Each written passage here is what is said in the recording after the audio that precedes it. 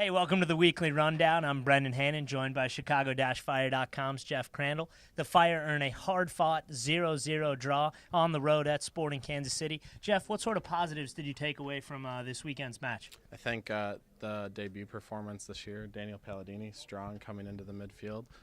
Strong team defense overall, and a difficult place to play in Kansas City. And also, I was part of it a little bit, but the Section 8 and Sector Latino support going 9 hours all the way down to Kansas City with 200 fans. I know the team appreciated it, and I think it helped in the result. Yeah, good result to pick up a point on the road. Got some big storylines this week, the biggest of which coming out this morning. Sean Johnson joins the U.S. men's national team for qualifiers against Costa Rica Friday in Denver. They head to Mexico to play Mexico at Azteca. Joel Limper also with the Estonian national team.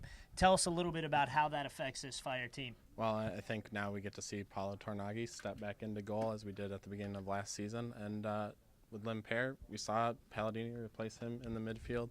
Is there a possibility Logan Paz is ready to go? A few questions in the Fire midfield coming up for Sunday. You talk about Fire captain Logan Paz. He's resumed training in full last week on Thursday. He was a neutral. How does he play into this weekend's match, and what is the status of German international Arne Friedrich?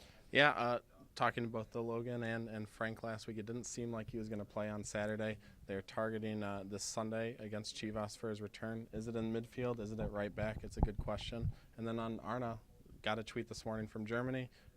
Seems likely to be back very soon as expected. Says he's coming back on the 26th. It'll be good to see him hopefully in a few weeks after that coming into the back line for the Fire. Speaking of social media, Chivas USA and their huge personality of a coach, El Chelis, come to town.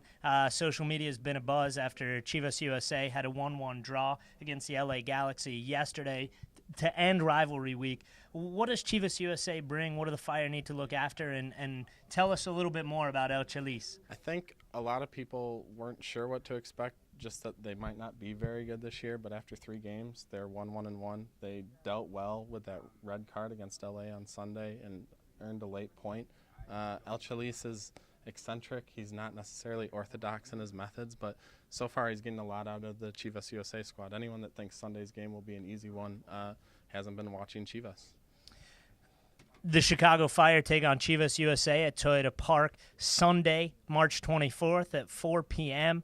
Live on My 50 Chicago and nationally on Unimas. You can also listen on the radio at 107.9 La Ley. Tickets are still available calling 888-MLS-FIRE.